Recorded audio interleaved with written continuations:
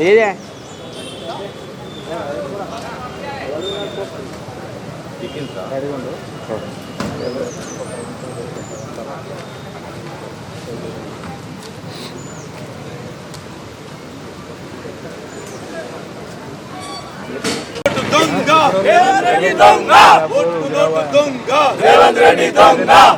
పక్కకుంటది పక్క నిమిషం అదే రెడీ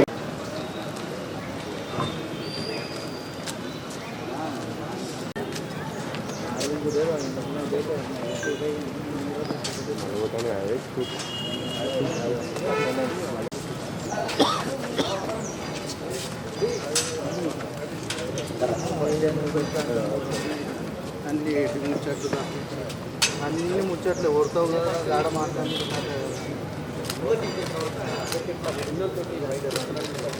ఇవైతే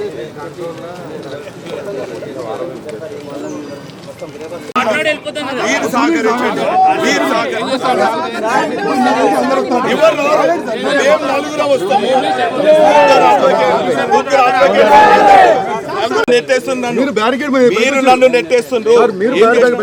బ్యారికేడ్స్ ఎందుకు? ఇప్పుడు మీరు బయట శాసనసభ్యుడు రాత్రిపూట ఎందుకు అరెస్ట్ చేయండి సార్? ఇప్పుడు అంటే phone call he will attend your police station. వినండి సార్ ఇప్పటిదాకా నలుగురు అడ్వకేట్ మాట్లాడింది సార్. అందుకే ప్రైవేటైజేషన్ ఆల్రెడీ 5 నుంచి వచ్చిన అడ్వకేట్ మాట్లాడింది. మా పార్టీ నాయకుడు సార్, పార్టీ నాయకుడు కాబట్టి అందరు లోపలికి పోతే అక్కడ లాంటి ఇక్కడ గేట్ అవుతాను నిలబడతాం.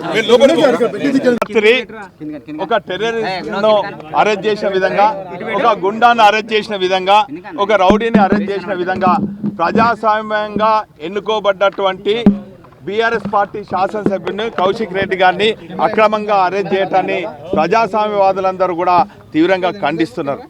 ఈరోజు కౌశిక్ రెడ్డి గారిని అక్రమంగా అరెస్ట్ చేయటం కొత్త కాదు. కాంగ్రెస్ ప్రభుత్వం ఏర్పడిన నాటి నుండి కూడా వారిచ్చినటువంటి 420 హామీలు 6 గ్యారెంటీలు అమలు చేయలేని నిస్సాయ స్థితిలో ఉన్నటువంటి ఈ రేవంత్ ప్రభుత్వం ఈరోజు ప్రజలు మరి ప్రశ్నిస్తున్నటువంటి వారు ప్రవేశపెట్టదలుచుకున్న పథకాలు అమలు చేయాలని చెప్పి ప్రశ్నిస్తుంటే ఆ దృష్టిని మరలించేదానికి ప్రపంచమే అబ్బురబోయే విధంగా నిర్మాణం చేసినటువంటి కాళేశ్వరం పైన ఎక్కడో ఏదో జరిగింది, కుంగిపోయింది, ఇరిగిపోయింది, కొట్టుకపోయింది అని చెప్పి అక్రమ కేసు పెట్టి కేసీఆర్ గారిని 60 ఏళ్ళ తెలంగాణ ప్రజల కళలను నిజం చేసినటువంటి కేసీఆర్ గారిని కమిషన్ ముందట హాజరుపరిచే విధంగా చేయటం జరిగింది. అదేవిధంగా కేటీఆర్ గారిని కూడా మరి హైదరాబాద్ మరి బ్రాండ్ ఇమేజ్ను ప్రపంచంలో మరి గుర్తించే విధంగా చేసినటువంటి కేటీఆర్ గారిని కూడా మన ఏసీబీ కోర్టులో మరి అక్రమంగా కేసులు బనాయించి చేయటం జరిగింది. మేము ఏమంటున్నామంటే మేము చట్టాన్ని గౌరవించే వాళ్ళం, ప్రజాస్వామ్యాన్ని పరిరక్షించే వాళ్ళం, ప్రజాస్వామ్యానికి విలువ ఇచ్చే వాళ్ళం, ప్రజల ఆకాంక్ష మేరకు పనిచేసే ప్రతిపక్ష నాయకులం. మరి ఈరోజు ఇటువంటి అక్రమ కేసులు పెడితే మేము భయపడే వాళ్ళం కాదు, మేము చట్టాలను గౌరవిస్తాం. ఈరోజు హరీష్ రావు గారిని పిలిపించారు, కేసీఆర్ గారిని, కేటీఆర్ గారిని, కౌశిక్ రెడ్డి గారి ఇట్లా అనేక మంది మా శాసనసభ్యులపైన కూడా ఇటు కేంద్ర రాష్ట్ర ప్రభుత్వాలు అక్రమ కేసులు పెట్టినా కూడా మేము కడిగిన ముత్యంలాగా ప్రజల ముందుకు రాబోతున్నాం. ఖచ్చితంగా ఇప్పుడు మరి అక్రమ కేసులు పెట్టినారు, ఇవన్నీ కూడా ఎగ్జార్షన్ అని చెప్తున్నారు. ఈ ఎక్కడ కూడా ఇది లేదు, ఎక్కడ కూడా వాళ్ళతో మాట్లాడినటువంటి దాఖలాలు కూడా లేవు అని చెప్పి మేము కోర్టును కూడా ఆశ్రయించడం జరిగింది. కానీ మరి రాజకీయ నాయకులు ఈ ప్రభుత్వం ఒత్తిడి మేరకు పోలీసు వాళ్ళు అక్రమంగా నిస్సాయ స్థితిలో మా పైన అక్రమ కేసులు పెట్టినారు. కాబట్టి ఇంకా సిఐ గారిని కలిసినాం, ఏసీబీ గారిని కలిసినాం, సిపి గారి దగ్గర కూడా పోతున్నాం. ఇవన్నీ కూడా అక్రమ కేసులు అని మేము చెప్తాం. మేము న్యాయస్థానాన్ని కూడా కావాలని కుట్రలో భాగంగానే మరి నిన్న రాత్రి అరెస్ట్ చేయడం జరిగింది. ఏదేమైనప్పుడు కూడా మేము కోర్టును ఆశ్రయిస్తాం. ఖచ్చితంగా ఇవన్నీ అక్రమ కేసులని మరి ఇదన్నీ కూడా అక్రమ కేసులు అంటున్నారు. ఆమె ఎవరో తెలియదు, ఎవరితో నేను ఫోన్ సంభాషించాలి అని కూడా అంటున్నారు. ఇప్పుడు సిపి గారిని కూడా కలుస్తాం, న్యాయస్థానం కూడా నిలదీసినందుకు నిలదీసిన వాళ్ళను ఈ విధంగా అరెస్ట్ చేయాలి, లోపల పెట్టాలి.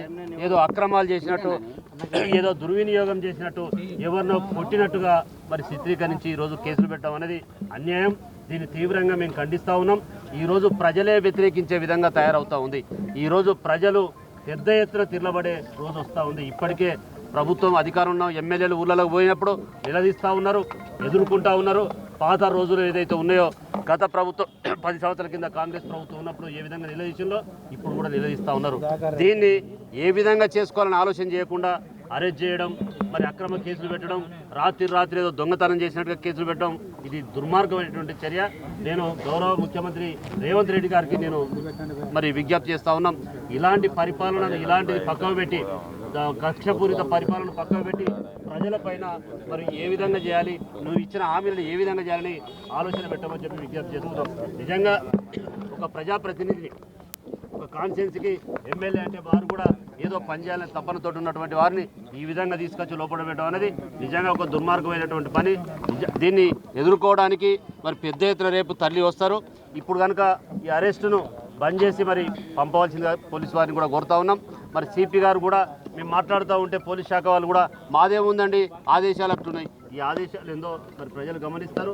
రేపు పొద్దున మీకు కూడా ఇదే పరిస్థితి రాబోతుంది. ఇప్పటికే సంవత్సరంన్నర కాలంలో ప్రభుత్వం ఫెయిల్ అయిందనే విధంగా ప్రజలు అనుకుంటా ఉన్నారు.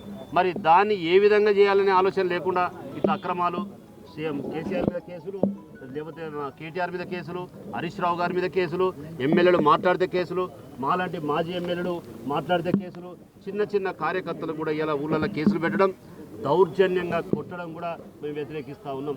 ఈరోజు మరి కొట్టే అధికారం మీకు ఎవరిచ్చిండ్రు? ముఖ్యంగా మా పరకాల నియోజకవర్గంలో దుర్మార్గంగా మరి టాస్క్ ఫోర్స్ ఆఫీస్కు తీసుకొచ్చి కొట్టింది కూడా ప్రజలు చూసిండ్రు. దానిపైన కేసులు అయినాయి. ఇప్పటికే పోలీసు వాళ్ళు మరి కొట్టిన దానికి వాళ్ళు అనుభవిస్తూ ఉన్నారు. ఈ కేసులలో కూడా పోలీసు వాళ్ళకు కూడా నేను విజ్ఞప్తి చేస్తున్నా, అక్రమ కేసులు పెడితే మీరు కూడా బాధ్యులవుతారని చెప్పి ఈ సందర్భంగా తెలియజేస్తున్నాను.